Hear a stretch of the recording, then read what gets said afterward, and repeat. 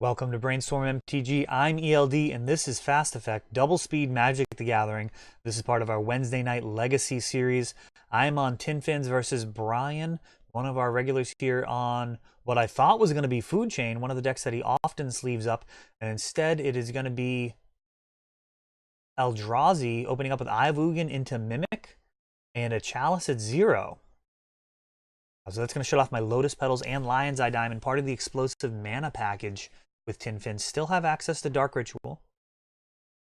But that Lion's Eye Diamond in the hand is now useless. So definitely cramping my style a bit there. Mimic coming in for 2.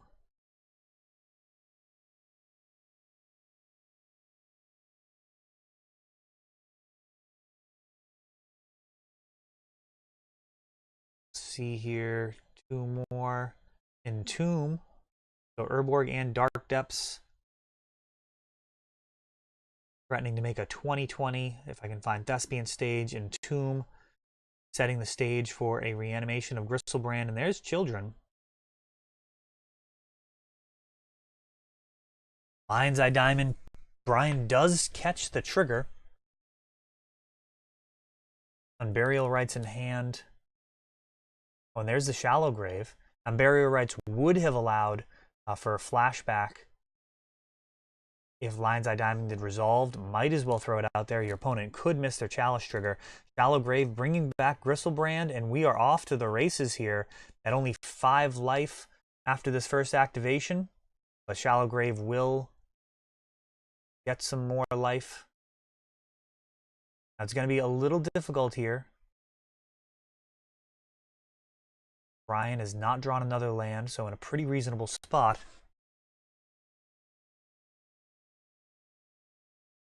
I'm going to go ahead and draw 7 more. I've not made a land drop. Children is in hand. So just any land would allow for Children to be cast. And instead, going to have to go the long way around here.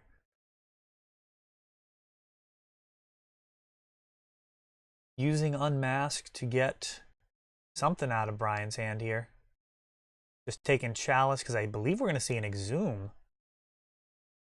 Perhaps some floated mana. Put that Children into the bin. Bring it back. Already paid 14 life here. So kind of committed to this path. A bunch of Dark Rituals. Oh, Vampire Hexmage. All right. Entomb with 2 black floating.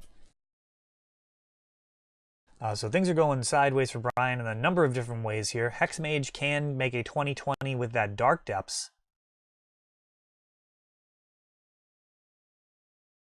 And the land drop return is going to be a fetch land. That's going to mean Children is coming in. I'm going to be able to gain a whole lot of life. 15 life coming back. Exhume swapping out for the other Griselbrand.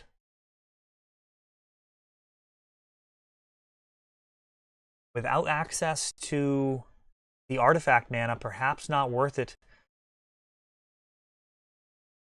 to attempt the Lab Maniac kill. Gets a little bit more complicated.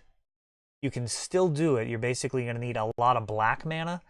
Get your Lab Maniac into your hand, discard them, and then bring them back. So kind of an extra stop along the way there. But Chalice at 0 does do a lot of damage versus some of the more explosive draws for this deck.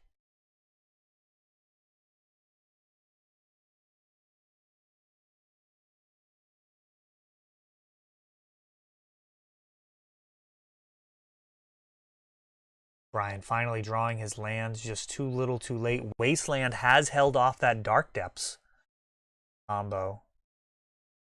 If better played, could have had a 20/20, but allowed Brian to place that Wasteland onto the battlefield that he drew for turn.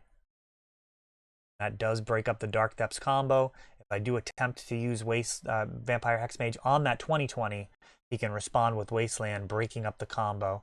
I'll need a Thespian stage if I want to make a 20/20, but it looks like Griselbrand should be able to take it down on his own, and in fact, he does.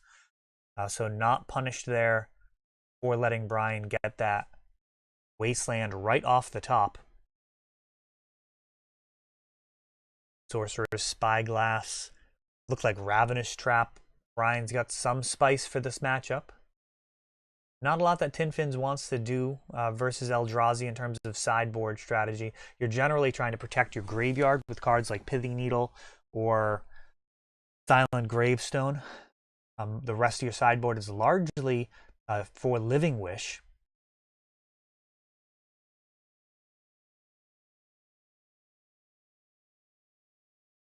I'm going to go ahead and mark that game 1 for Tin Fins. See if Eldrazi can do something on the play here. Does have its own explosive starts to consider. Of course, Eldrazi was kind of lamented the most when people were looking at Eldrazi Mimic into Reality Smashers, the type of hands that could actually win the game on turn 3 or even 2 with a perfect hand. And that was what most of the people advocating it's being pushed out of Modern or citing is those type of ridiculous hands. Of course, Ayavugan and Eldrazi Temple team up to give the deck a lot of acceleration in Modern before the ban, but now in Legacy, you have Ancient Tomb and City of Traders available, as well as both of the Eldrazi lands. The tutoring side of things not as commonly used in the Eldrazi aggro deck compared to, say, 12 Post, which also ran Ayavugan back in the day. That deck took a big hit with the loss of Sensei's Top. That was a card that really held that deck together.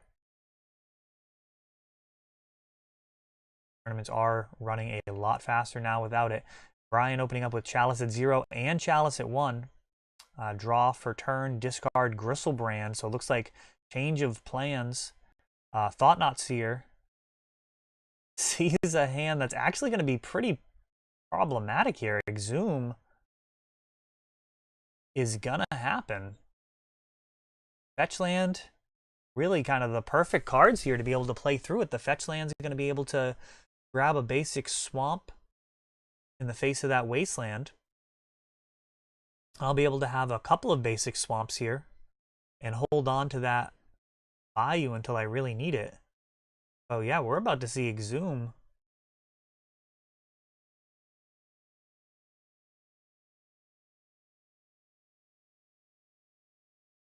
That has got to be a fairly frustrating hand against Brian, having both Chalice at 0 and 1, and still seeing a turn 3 Griselbrand. And on his own, he may be just enough to beat this deck. Another Wasteland, Eldrazi Mimic, and the life gain can begin here. Now those Wastelands do stop the Dark Depth side of the combo. It's probably worth it for Tin Fins to continue working toward assembling that combo in case there's some type of solution that comes up. Vampire Hexmage, and it does actually draw one of the Wastelands. Oh, Karakas. What a fantastic draw there. Thought-Knot Seer coming in. That is hugely problematic.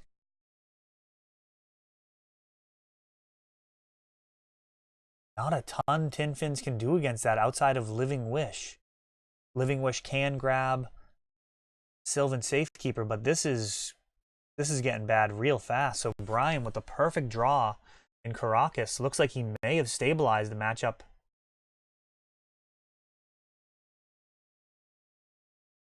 Got a question.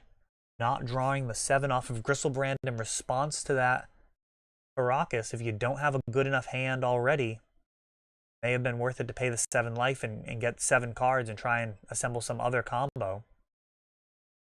But with Chalice at 1 and Chalice at 0, tough to say.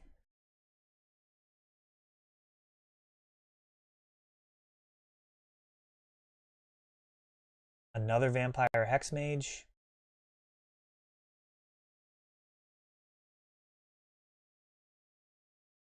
And this could be lethal right here if he's got a big enough creature. That Mimic will gladly take a temporary bonus. That would force a chump block, essentially ending the game. Yeah, there we go.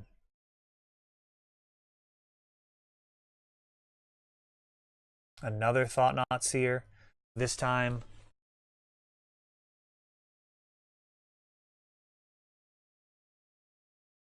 oh, it was actually a Metamorph on Thought-Knot that was slightly off camera there. But that should do it here.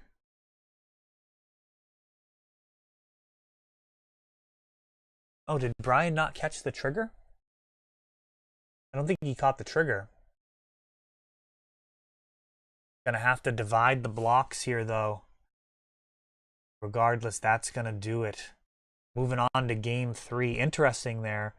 So not catching that trigger meant Brian didn't force the block in the previous round. His Mimic would have become a 4/4, and I would have had to block, being at only 4 life. If I was able to find any other creature there, would have been able to start double blocking those 4/4s with the pairs of Vampire Hexmage, getting some more cards. But man, there's a long way to go, and at any point a card like Reality Smasher would have just blown that game wide open. So there's not a lot of ways that cards could have come off the top of those decks where it would have ended in Tinfin's favor. Chalice at 1 and Chalice at 0, very, very strong start. Had the goods to back it up. See how that goes when he is on the draw here in game 3.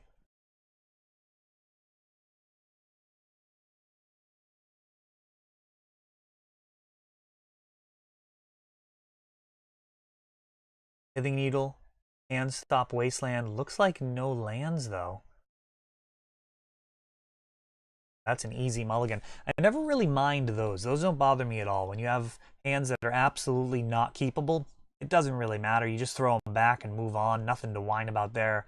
It's really the hands that are right on the edge that you have to be careful about. The ones that you keep that you shouldn't have kept, or the ones you throw back that realistically were above average, or kind of gave you the best chance to win. That's where the real agonizing happens. Anything else, you draw a bad hand, who cares? Throw it back. It's no lands. I mean, I don't even waste any brain space on that. That really doesn't matter. It's going to happen to everyone. Why give it any attention? And going to 5 here. That hand really didn't have much going on. Children, not generally a card you're particularly happy to have in your hand. It's kind of win more.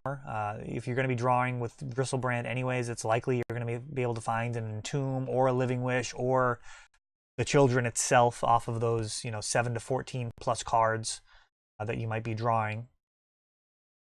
And it looks like Living Wish, Thespian Stage, mana. This could be fine. This could be fine. All right, so let's see here. Urborg, Lotus Petal, Living Wish. And this is going to set up a turn 3 here. So Dark Depths being found. Making use of Lotus Petal right away. And Thorn of Amethyst. This combo is not going to require any mana, though. Or any non-creature spells, I should say. We had Dark Depths into the perfect draw. And there it is.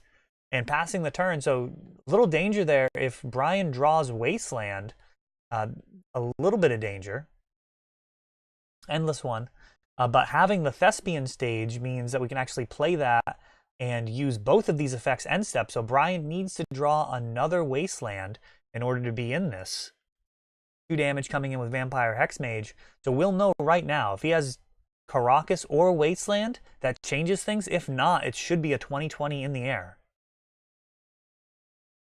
Being able to play around a Singleton Wasteland here because of having both Thespian Stage and the Vampire Hexmage. All of this through Thorn.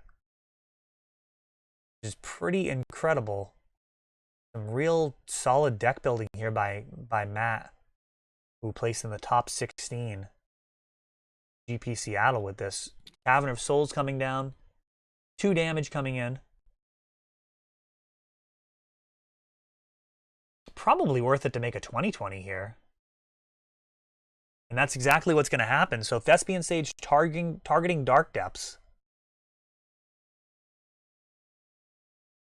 Now if he uses the Wasteland, I'm just going to sacrifice the Vampire Hexmage.